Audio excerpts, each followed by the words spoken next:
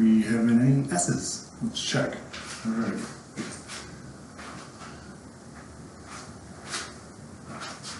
Go from one S.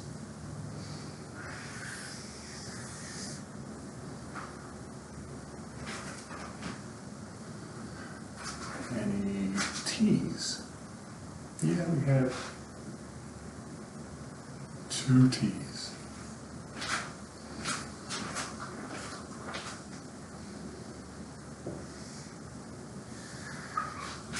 Ace. One little ace.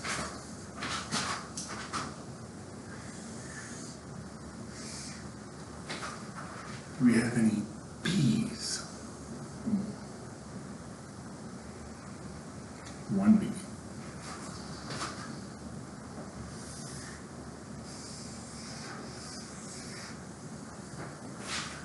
Any X's? No X's. How about Y's? 3 Y's.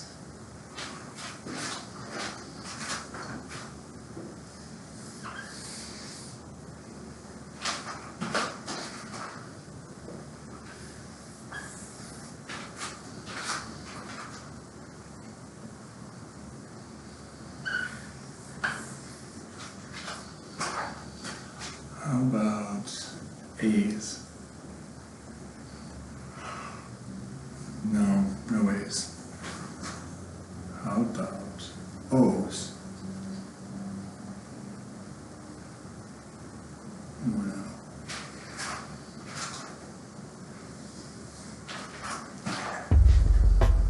R's?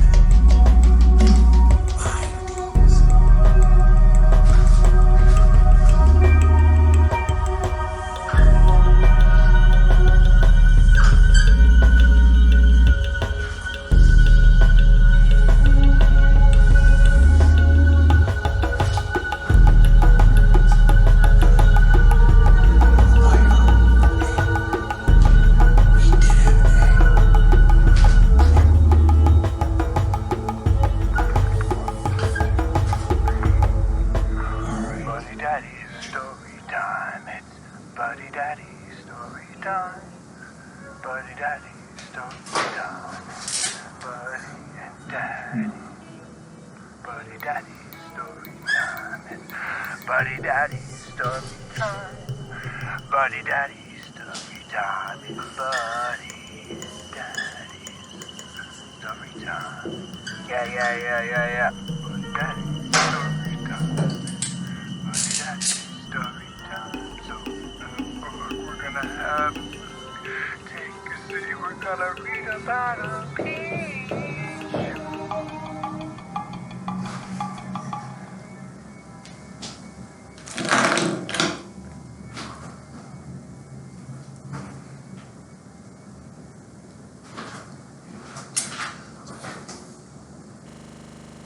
Testing 1, 2, 3. James and the Giant Peach. So hi, buddy. How are you doing? I hope you're having a good night.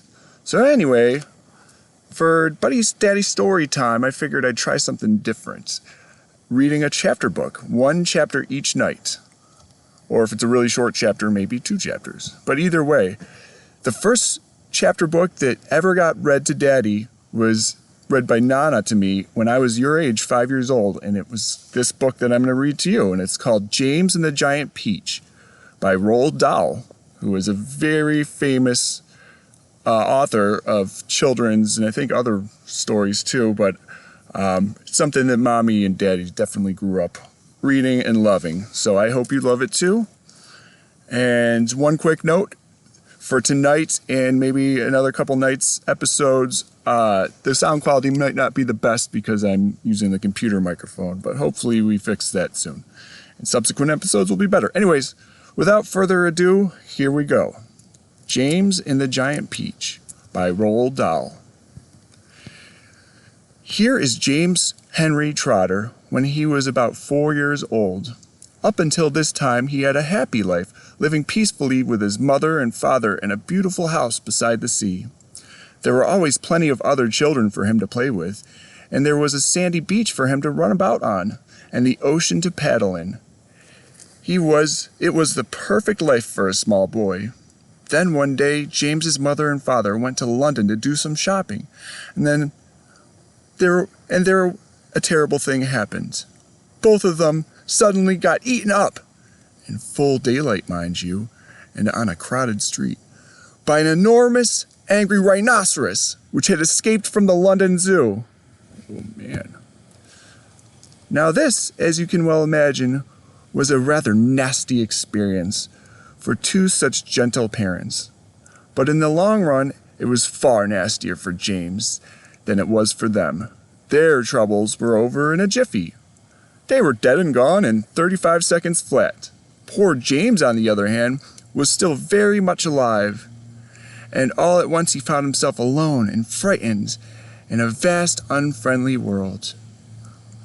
The lovely house by the seaside had to be sold immediately, and the little boy, carrying nothing but a small suitcase containing a pair of pajamas and a toothbrush, was sent to live away with his two aunts. Their names were Aunt Sponge and Aunt Spiker, and I'm sorry to say, but they were both really horrible people. They were selfish and lazy and cruel, and right from the beginning they started beating poor James for almost no reason at all. They never called him by his real name, but always referred to him as, "You disgusting little beast," or "You filthy nuisance," or "You miserable creature." Man, super mean. And they certainly never gave him any toys to play with or any picture books to look at. His room was bare as a prison cell. They lived, Aunt Sponge, Aunt Spiker, and now James as well, in a queer ramshackle house on the top of a hill in the south of England. Do you know where England is, buddy? That's a different country on the other side of the ocean from us. If you sailed on a beach from Maine, you would head east and could eventually, well, northeast really, head to England.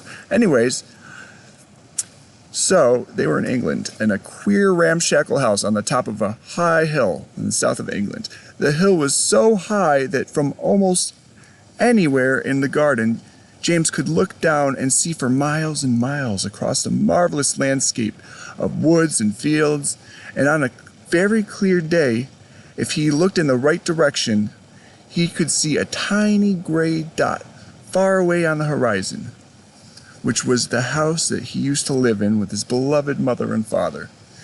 And just beyond that, he could see the ocean itself, a long, thin streak of blackish blue, like a line of ink beneath the rim of the sky. But James was never allowed to go down off the top of that hill. Neither Aunt Sponge nor Aunt Spiker could ever be bothered to take him out herself, not even for a small walk or a picnic, and he certainly wasn't permitted to go alone. "The nasty little beast will only get into mischief if he goes out into the garden," Aunt Spiker had said.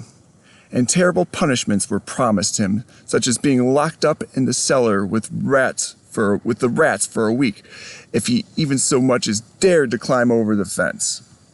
The garden, which covered the whole of the top of the hill, was large and desolate, and the only tree in the entire place, apart from a clump of dirty old laurel bushes at the far end, was an ancient peach tree that never gave any peaches. There was no swing, no seesaw, no sandpit, and no other children were ever invited to come up the hill to play with poor James. There wasn't so much as a dog or a cat around to keep him company. And as time went on, he became sadder and sadder, and more lonely. And he used to spend hours every day standing at the bottom of the garden, gazing wistfully at the lovely but forbidden world of woods and fields and ocean that was spread out below him like a magic carpet. So that ended on a sad note, so why don't we do one more chapter? Chapter 2. Here is James Trotter after he had been living with his aunts and uncles for 3 whole years, which is when the story really begins. So let's see, he started when he was 4. 4 plus 3 is 7. Yep. So he's 7 years old now. So anyways, so this is where the story begins. For now, there came a morning when something rather peculiar happened to him.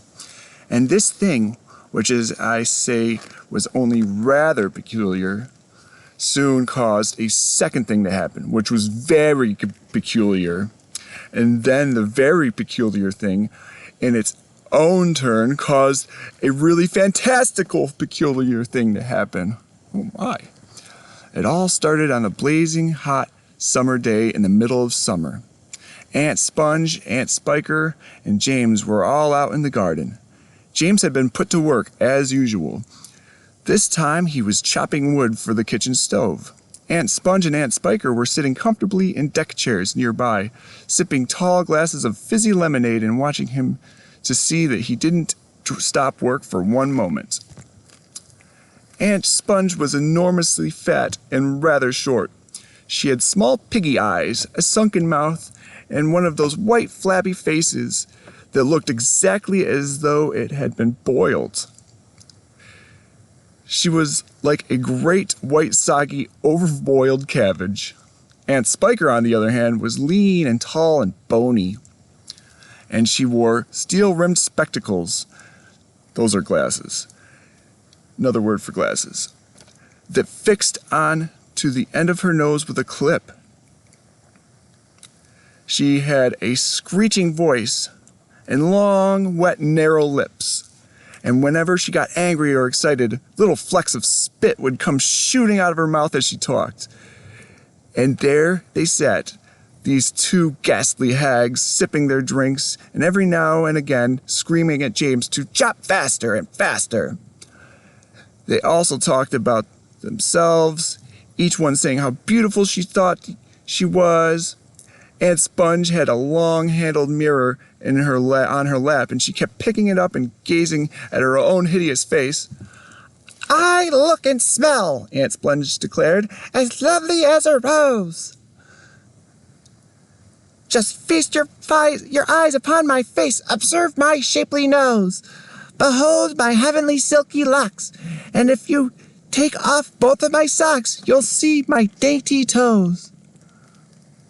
"But don't forget," Aunt Spiker cried, "how much your tummy shows." Aunt Sponge went red. Aunt Spiker said, "My sweet, you cannot win. Behold my gorgeous curvy shape, my teeth, my charming grin. Oh, beautiful me, how I adore my radiant looks, and please ignore the pimple on my chin." "You, my dear old trout," Aunt Sponge cried, "you're only bones and skin.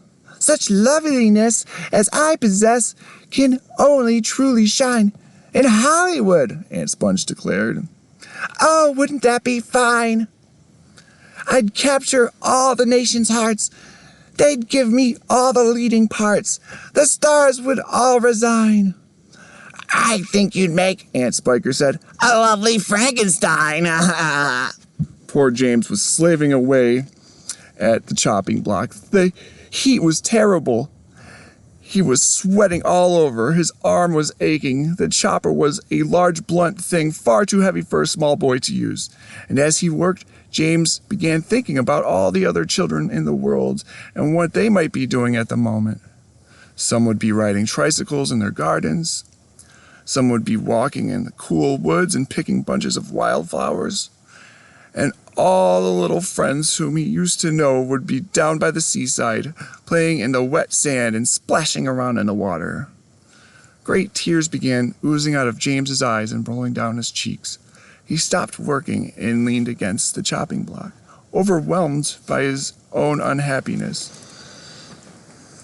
What's the matter with you? Aunt Spiker screeched, glaring at him over the top of her steel spectacles. James began to cry. Stop that immediately and get on with your work, you nasty little beast, Aunt Sponge ordered. Oh, Auntie Sponge, James cried out, and Auntie Spider, couldn't we all, please, just for once, go down to the seaside on the bus? It isn't very far, and I feel so hot and awful and lonely. Why, you lazy good-for-nothing brute, Aunt Spiker shouted. Beat him, cried Aunt Sponge. I certainly will, Aunt Spiker snapped. She glared at James, and James looked back at her with large, frightened eyes. I shall beat you later on in the day when I don't feel so hot, she said. And now, get out of my sight, you disgusting little worm, and give me some peace. James turned and ran. He ran off as fast as he could to the far end of the garden and hid himself behind that clump of dirty old laurel bushes that we mentioned earlier on. Then he covered his face with his hands, and he began to cry and cry. So, man, this is kind of sad. It's about 12 minutes in, so I'll do one more chapter if that's okay, because I don't like leaving it on a sad note, but things are going to get better. All right, without further ado, Chapter 3. It was at this point... chapter tonight. Oh, due to sadness. Okay. It was at this point that the first thing of all, the rather peculiar thing that led to so many other much more peculiar things happened to him. For suddenly, just behind him, James heard a rustling of leaves. Rustle, rustle, rustle. And he turned around and saw an old man in a crazy dark green suit emerging from the bushes. He was a very small old man, but he had a huge bald head and a face that was covered all over with bristly black whiskers. He stopped when he was about 3 yards away, and he stood there leaning on his stick and staring hard at James. When he spoke, his voice was very slow and creaky. Come closer to me, little boy, he said, beckoning to James with his finger. Beckon, beckon, beckon. Come right up close to me, and I will show you something wonderful. James was too frightened to move. The old man hobbled a step or two nearer, and then he put a hand into the pocket of his jacket and took out a small white paper bag. You see this? He whispered, waving the bag gently to and fro in front of James's face. You know what this is, my dear? You know what's inside this little bag? Then he came nearer still, leaning forward and pushing his face so close to James that James could feel his breath blowing on his cheeks. The breath smelled musty and stale and slightly mildewed, like air in an old cellar. Take a look, my dear, he said, opening the bag and tilting it towards James. Inside it, James could see a mess of tiny green things that looked like little stones or crystals, each about the size of a grain of rice. They were extraordinarily beautiful, and there was a strange brightness about them, a sort of luminous quality that made them glow and sparkle in the most wonderful way. Listen to them, the old man whispered. Listen to them move. James stared into the bag, and sure enough, there was a faint rustling sound coming up from inside it. And then he noticed that all the thousands of little green things were slowly, very slowly stirring about and moving each other as if they were moving over each other as though they were alive. There's more power and magic in those things in there than in all the rest of the world put together, the old man said softly. But what are they? James murmured. finding his voice at last. "Where do they come from?" "Ah," the old man whispered. "You'd never guess that."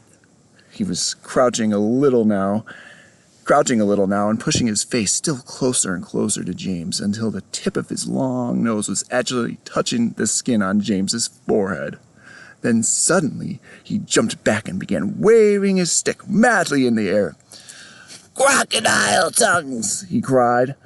1,000 slimy crocodile tongues boiled up in the skull of a dead witch for 20 days and nights in the eyeballs of a lizard.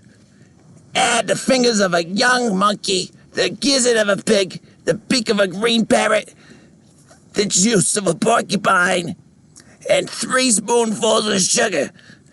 Stew for another week, and then let the moon do the rest." All at once, he pushed the paper bag into James's hands and said, "Here, you take it. It's yours." That's the end. So that wasn't so sad, and that was very peculiar indeed. And we'll leave chapter 4 for tomorrow night. I hope you enjoyed it so far, and I know it seems sad in the beginning, but I have a feeling that James is going to have a really wonderful adventure and make some friends. What do you think?